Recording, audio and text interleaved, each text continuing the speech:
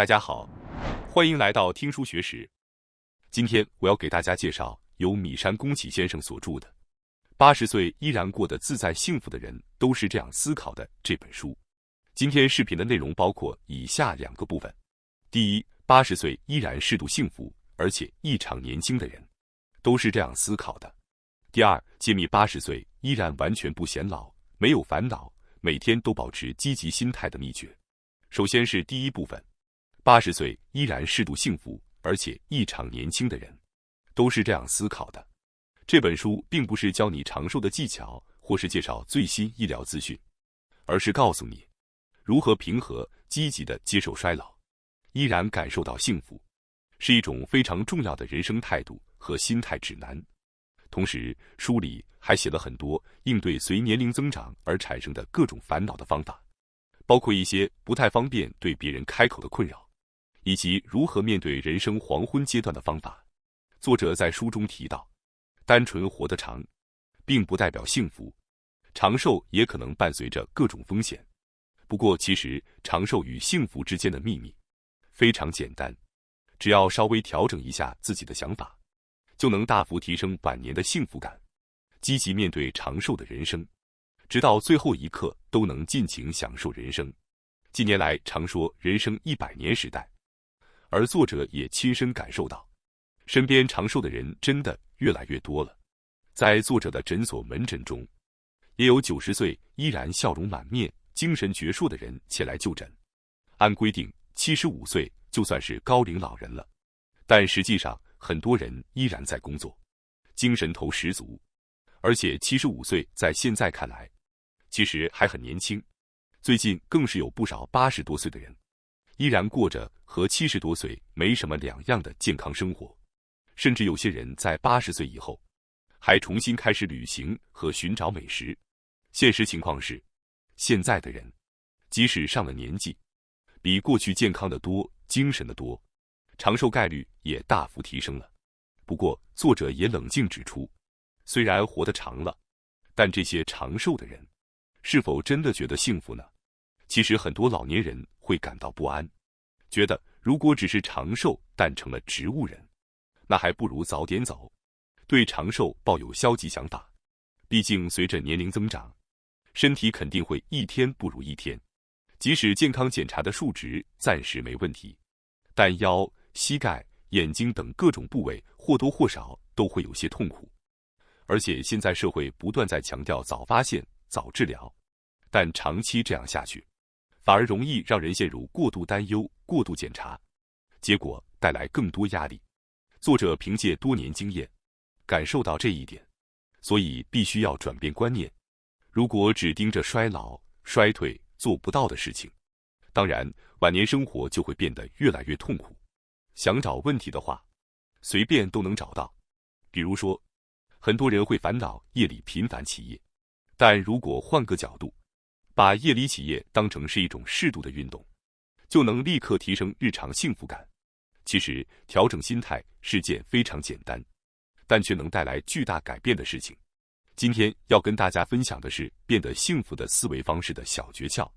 首先，我要介绍以下3点：一、实际卧床不起的时间很短，所以想长寿；二、只要活着，就一定会有好事发生；三、不是什么都觉得麻烦，而是有自由，可以什么都不做才是幸福。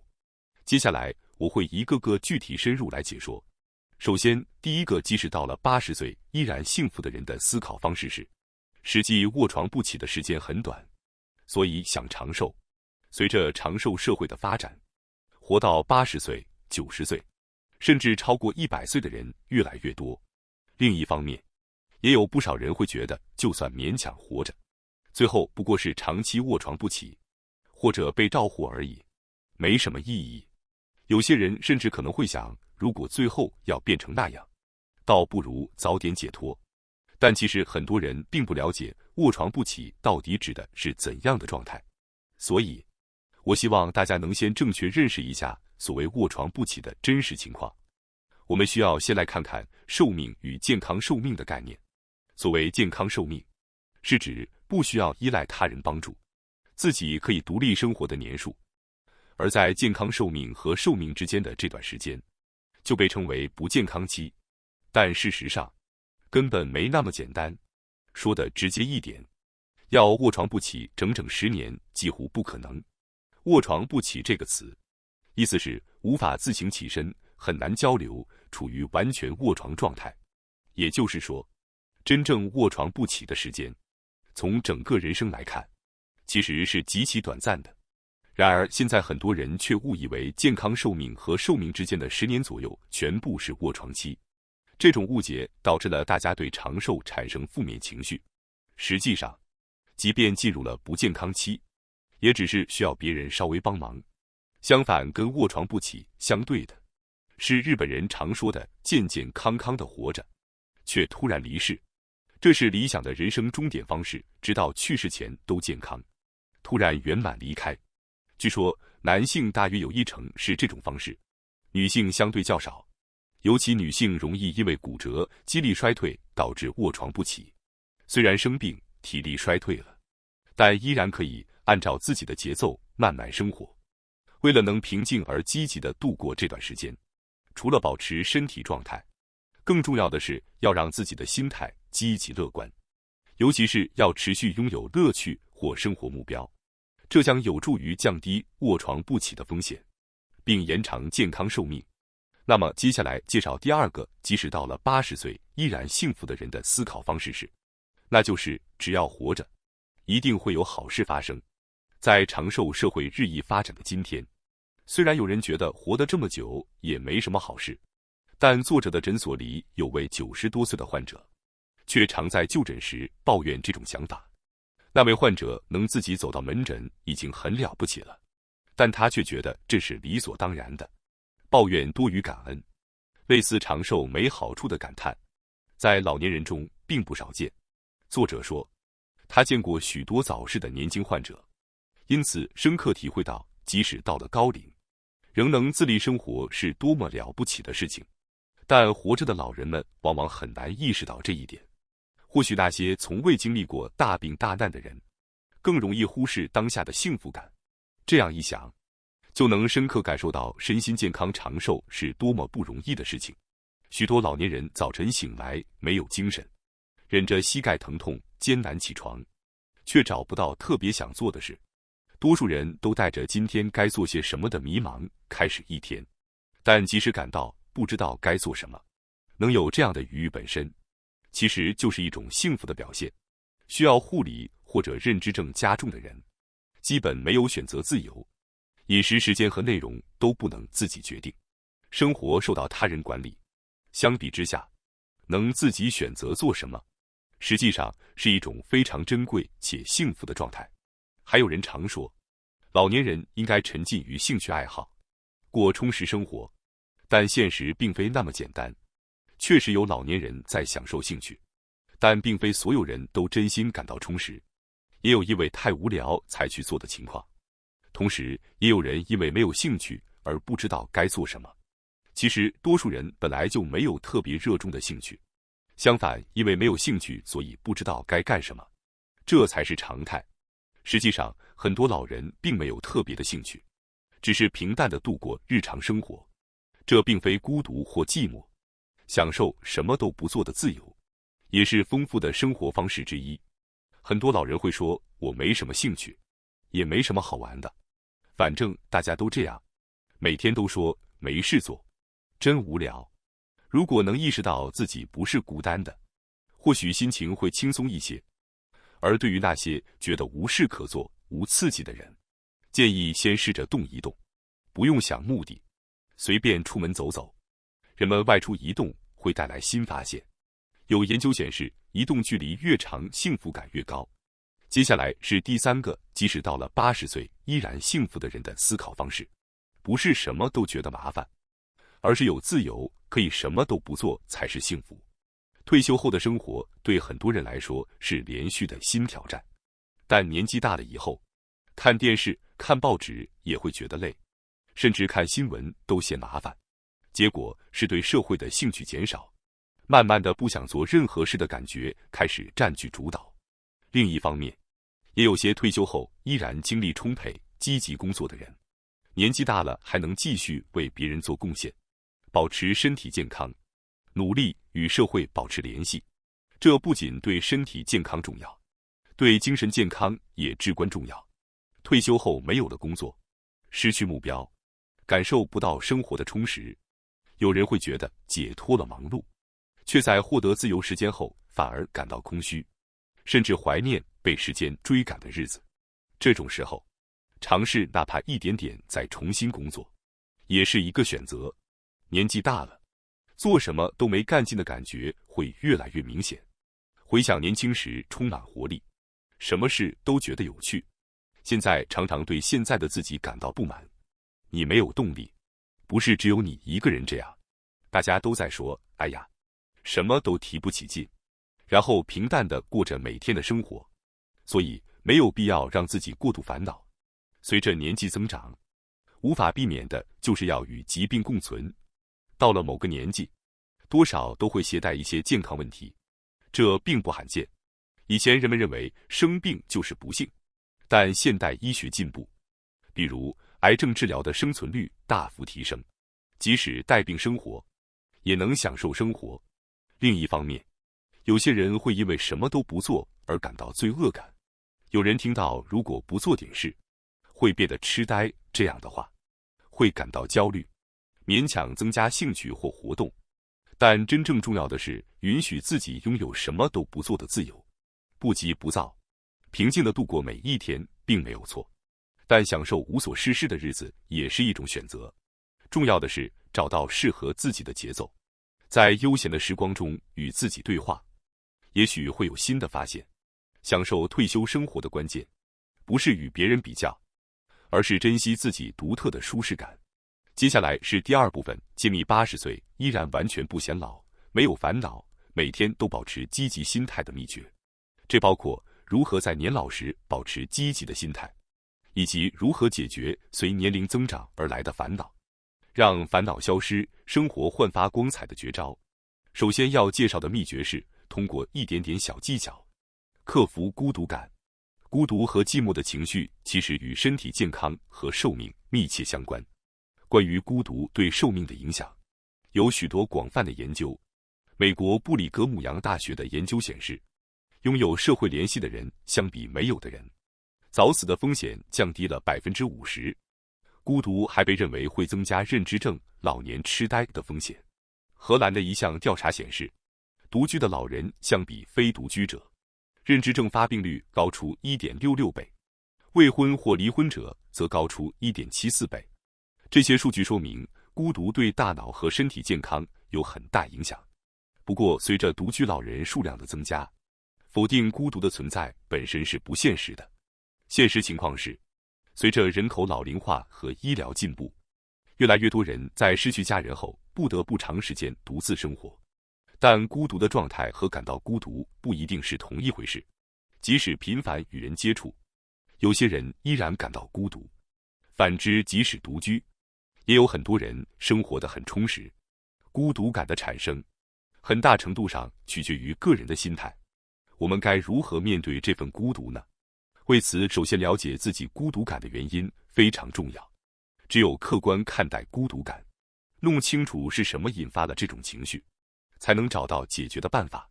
明白了孤独的原因，内心也会变得轻松许多。此外，接受孤独作为一种自然的情感也是很重要的。美国芝加哥大学的研究人员指出，孤独是一种会随着时间过去而消散的情绪。当感到孤独时，有一些具体的行动可以尝试，比如参加能够产生共鸣的人际志愿活动，开始园艺，坚持写积极的日记等方法都是有效的。同时，暂时远离社交媒体也有助于调整心态。如果孤独感非常严重，去看精神科医生也是一种选择。主动去建立与他人的联系非常重要，但如果觉得困难，迈出哪怕很小的一步也可能带来变化。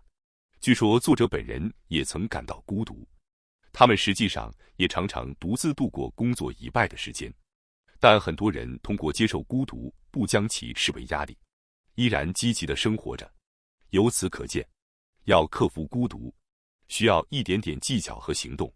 尝试不同于平时的行为可以减轻孤独感，比如去一家没去过的餐厅，读一本新作家的书，给久未联系的朋友发封邮件等小小的改变，可能带来新的发现和邂逅。虽然完全消除孤独很难，但改变行为可以带来新的视角，成为缓解孤独的契机。如果能与孤独和平共处，不是悲观对待它，而是利用它，人生就可能更加丰富。即使只是慢慢迈出新的一步，努力与外界建立联系，也值得尝试。接下来介绍第二个秘诀，即使到了80岁，眼睛变得模糊衰弱，仍然可以恢复视力的秘密。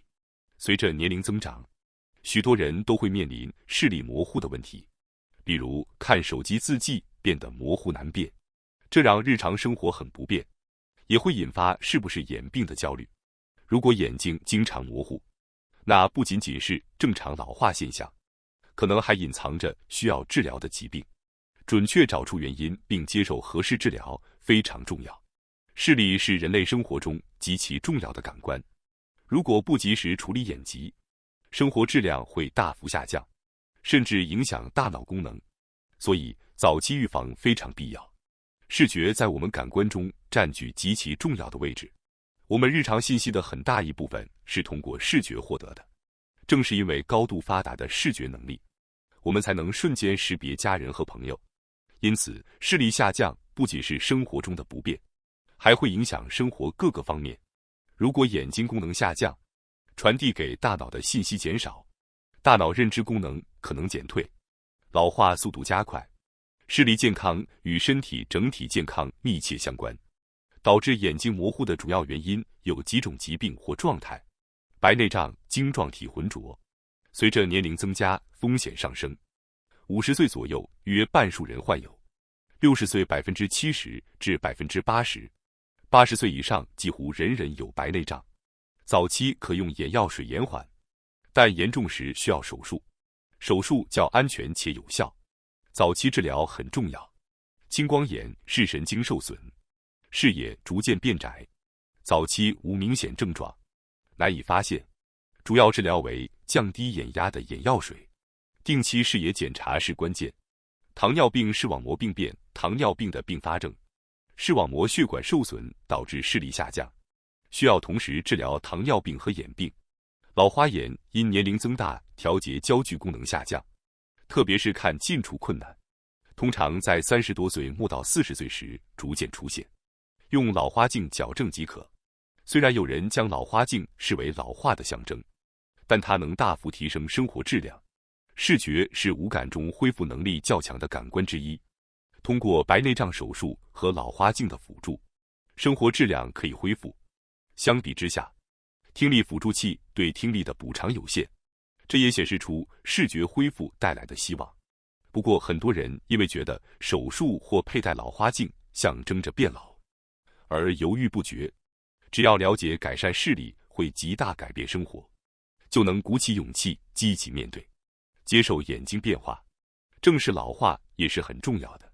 眼睛模糊、视力下降是老化的信号之一。平时我们不会特别注意身体状态，但身体的不适会提醒我们，不要把眼睛老是干涩仅仅当作是单纯的老化现象，而应重新意识到视觉的重要性。这将成为迈向健康舒适生活的第一步。接下来我要介绍的第3个秘诀就是把夜间频繁起夜当作是一种很好的运动来思考。随着年龄增长，夜间起夜次数增加的烦恼逐渐增多。一般来说，如果只是起夜1到2次，尚能忍受，但若增加到3次、4次以上，就会干扰睡眠，严重影响第二天的身体状态和注意力。夜间频繁起夜背后可能隐藏着意想不到的原因，有时甚至连意志力都难以察觉。夜间频尿的主要原因之一是睡前饮水。很多人相信睡前喝水可以预防脑卒中，但其实这并没有科学依据。相反，过量饮水会导致夜间起夜次数增加。